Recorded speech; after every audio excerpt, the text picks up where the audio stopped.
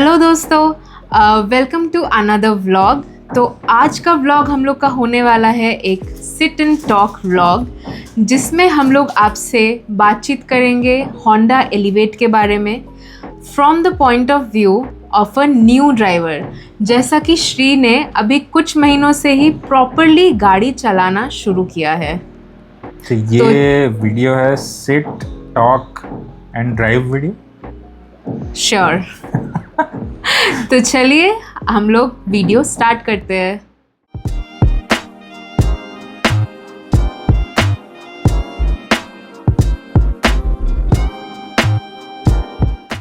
Okay, सो श्री, आपके लिए सबसे पहला क्वेश्चन। मार्केट में इतनी सारी एसयूवीज थी, तो होंडा एलिवेट ही क्यों?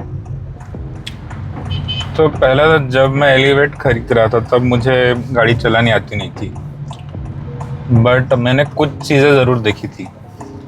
पहला, जब मैं ड्राइविंग स्कूल में सीख रहा था, नई क्रेटा में सिखाया था हमको, जो आपका बॉनेट है वो आपको पूरा ही नहीं दिखता है। वो आपका लेफ्ट हैंड साइड का विजन बहुत ही कम था। जो फर्स्ट टाइम ड्राइवर होता है उसको अगर हुड की पूरी विजिबिलिटी मिले तो वो बहुत बड़ा प्लस पॉइंट होता है।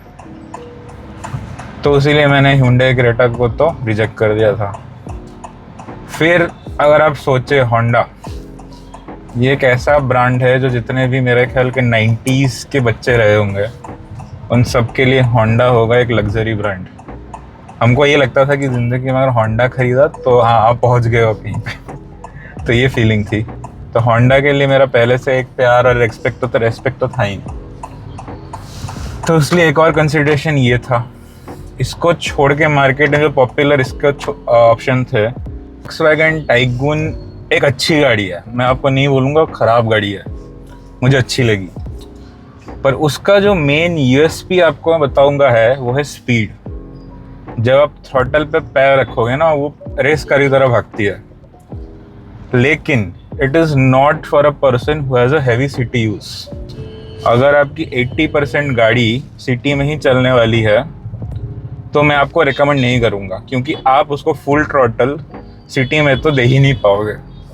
Most of the days Bangalore में बम्पर टू बम्पर ट्रैफिक रहता है, तो that is also not recommended. तो कंपैरिजन में मेरे ख्याल से Honda Elevate first time buyer के लिए, अगर बजट है, is the one of the best choice. One of the बोल रहा हूँ but actually it is the best choice.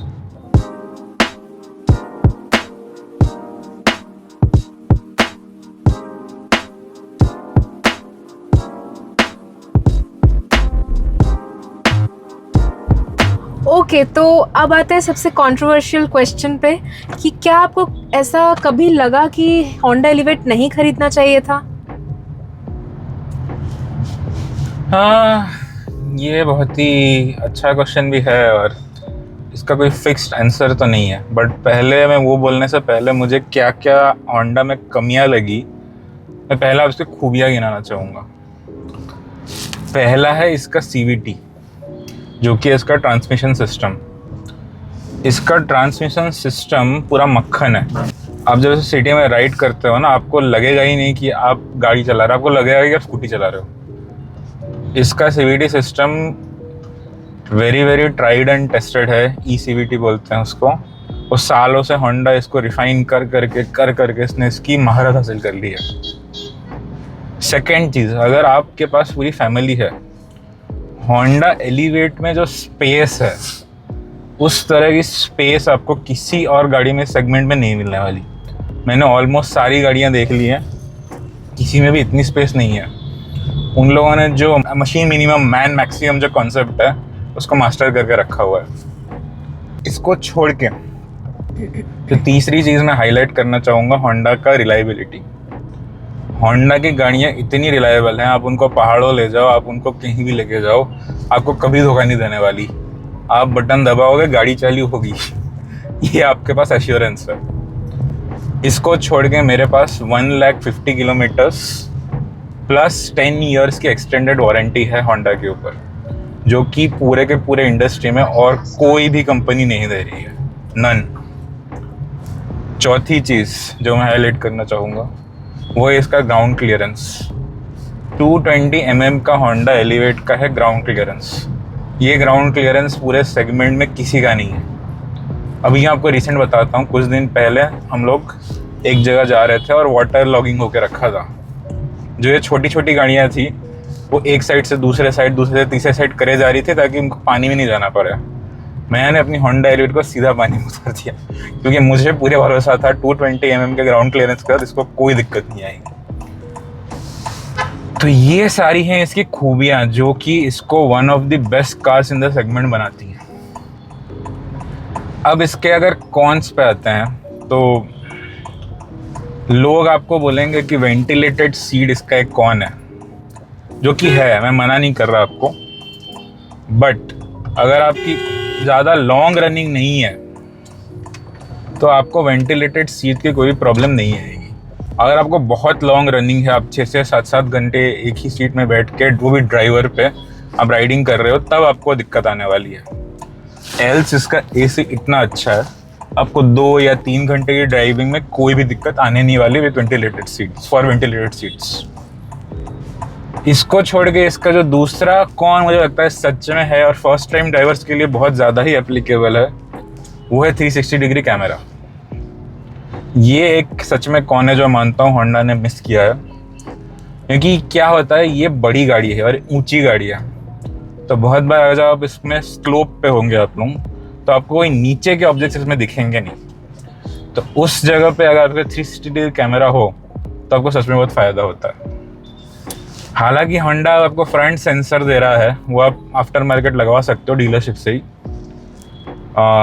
But it will not be a 360 degree camera. But नए वाले जो एलिवेट हैं उसमें होंडा 360 डिग्री कैमरा भी दे रहा है, बट फैक्ट्री फिटेड नहीं है, डीलरशिप फिटेड रहेंगे वो। जो पुराने हैं उनमें अभी तक होंडा ने वो चालू नहीं करा, पुरानी गाड़ियों में, सिर्फ नई गाड़ियों में ऑप्शन मिल रहा है वो। और अगर मैं सोचूं और इसमें, तो मुझे तो कोई कौन नहीं दिखा, यही है। कुछ लोग बोलते हैं कि वाइब्रेशन और नॉइस का प्रॉब्लम है।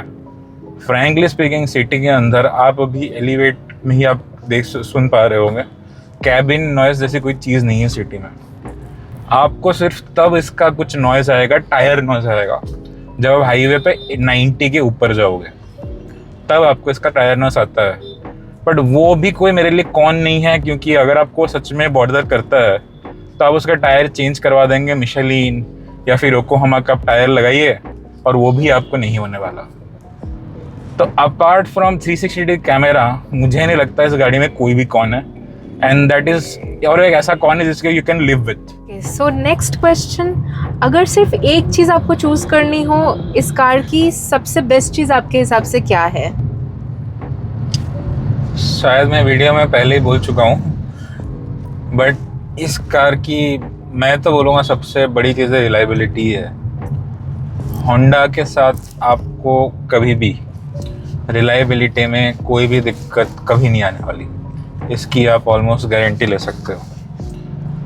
दूसरी अगर आपको चीज़ बोलूँ, अगर आप इंडियन ब्रांड्स में जाओगे, जो उसका फाइनल फिट फिनिश होता है वो मुझे तो पसंद नहीं आता। मैं अभी रिसेंटली चला रहा था, तो फाइनल जो उसका फिट फिनिश है, दरवाज़ों के एंड, उसके इलेक्ट्रॉनिक सिस्टम, वो मतलब it is not a top notch, liveable but not top notch. ये गाड़ी में जब आप बैठते हो ना, आपको लगता है आप एक लग्जरी कार में बैठे हो, आपको फीलिंग मिलती है इसके अंदर।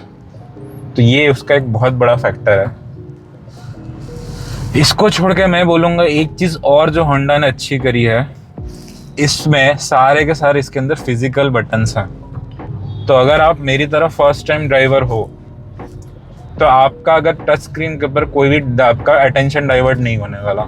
आपको पता है एसी का बटन यहाँ पर है, आपको पता है मुझे यहाँ से बढ़ाना है, आपको पता होगा कि आपका लैम्प कैसे चालू करना है। वो बहुत ही होंडा ने बेहतरीन किया है, तो ये बहुत बड़ा फैक्टर है। अगर आप बोलोगे सबसे जो इम्पोर्टेंट या सबसे जो मुझे 2 फैक्टर अच्छे लगे हैं, एक होगा इसका ट्रांसमिशन और दूसरा होगा इसकी रिलायबिलिटी, और बाकी तो मैंने इसको बाकी सारी खूबियाँ तो आपको बता ही दी हैं।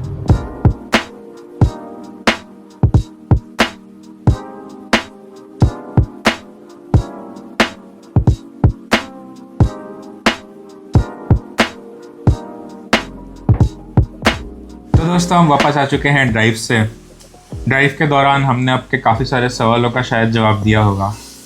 हम लोग इसका एक पार्ट 2 भी करने वाले हैं, जिनमें हम बाकी कुछ और सवालों के जवाब देंगे आपको, ताकि आपको फुल क्लैरिटी मिले होंडा एलिवेट खरीदने से पहले for a first time new driver. हमारा पार्ट 2 करने का एक मेन रीज़न है कि हम चाहते थे कि आप लोग हमको कमेंट्स में बताएं आपके क्या सवाल हैं, और वो हम सारे सवाल आपके नेक्स्ट वीडियो में जवाब दे सकें। उसके लिए प्लीज़ कमेंट जो भी आपके सवाल हैं, जो भी आप जानना चाहते हैं होंडा एलिवेट के बारे में, कमेंट्स के अंदर हम लोग उसका 100% रिप्लाई करेंगे, या वीडियो के थ्रू, या अगर आप बाद में भी उसका कमेंट करोगे तो हम आपको कमेंट में ही रिप्लाई बैक कर देंगे। आज के लिए बस इतना ही। मिलते हैं आपको नेक्स्ट वीडियो में, जो कि होगा और कुछ सवालों के जवाब फॉर होंडा एलिवेट। तब तक के लिए subscribe to our channel, like it and comment for all the clarifications.